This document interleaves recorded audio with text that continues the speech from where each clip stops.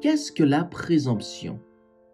Comment puis-je me prémunir contre la présomption lorsque je prie? C'est pourquoi tu ne prieras pas pour ce peuple, tu n'élèveras pour lui ni cri ni prière, et tu n'intercéderas pas auprès de moi, car je ne t'exaucerai pas. Jérémie 7, verset 16. Définition de la présomption. La présomption est la contrefaçon de la foi par Satan. La foi revendique les promesses de Dieu et porte du fruit dans l'obéissance. La présomption revendique également les promesses, mais les utilise comme Satan pour excuser la transgression.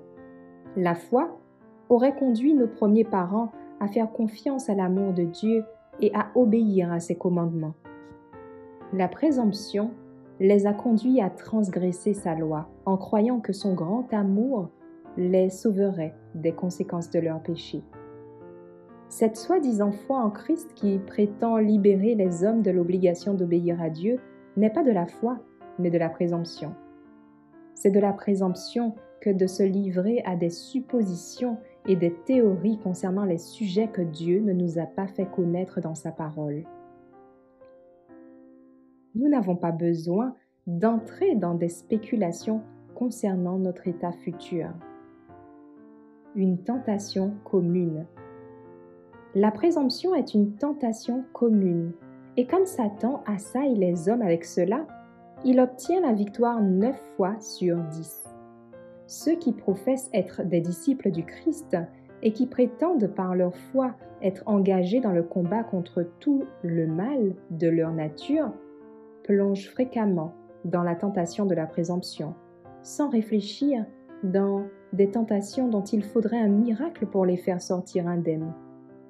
Les promesses de Dieu ne sont pas faites pour que nous les revendiquions sans réfléchir, alors que nous nous précipitons imprudemment dans le danger. C'est la présomption la plus flagrante. Satan a tenté le Christ sur la présomption. Il a alors pressé le Christ de lui donner une preuve de son plus entière dépendance à l'égard de Dieu, une preuve de plus de sa foi qu'il était le Fils de Dieu en se jetant du temple. Le Rédempteur du monde ne tenterait pas à la suggestion de Satan de tenter Dieu en expérimentant présomptueusement sa providence.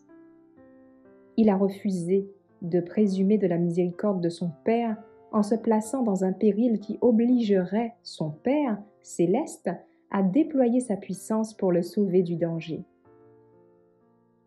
La présomption dans la prière. Prétendre que la prière sera toujours exaucée de la manière même et pour la chose particulière que nous désirons, c'est de la présomption.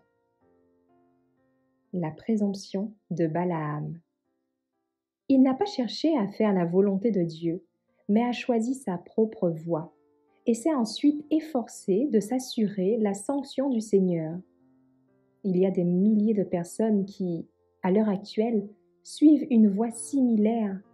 Ils n'auraient aucune difficulté à comprendre leur devoir s'ils étaient en harmonie avec leur inclination. Mais parce que ces évidences sont contraires à leurs désirs et à leurs inclinations, ils les mettent souvent de côté et prétendent aller à Dieu pour apprendre leur devoir. Prions ensemble. Ô Père éternel, lorsque nous ne sommes pas disposés à confesser et abandonner nos péchés conscients et reconnus dans nos vies, alors nos prières deviennent présomptueuses. Notre Sauveur Jésus a dit à Jérémie de cesser de prier pour les Israélites. Presque toute la nation avait oublié les 10 commandements, et ils commettaient tous les péchés dégradants et abominables des nations païennes qui les entouraient. Ils se vantaient d'être les enfants d'Abraham, la nation élue, mais pour ces péchés, tu as anéanti les précédents habitants de la Palestine. Le péché avait aveuglé leurs yeux. Leurs prières se sont transformées en présomption. Ils pensaient que tu étais trop bon pour exécuter la justice et le jugement pour leurs péchés non repentis. Quelle triste histoire, mais qui nous sert de leçon, ô Père.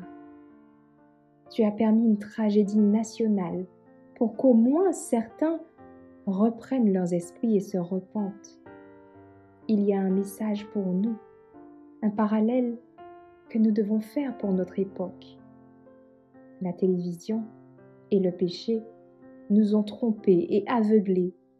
Nous n'avons aucune idée de la distance qui nous sépare de toi. Et pourtant, nous nous disons être des adventistes du 7e jour qui respectent les commandements. Pardonne-nous, Père. Pardonne-nous par le sang précieux de Jésus. La plupart d'entre nous ne réalisons pas que nous sommes loin d'être préparés parce que le péché a aveuglé nos yeux et que bientôt le nouvel ordre mondial ou gouvernement mondial forcera chaque nation et ensuite chaque personne à recevoir la marque de la bête.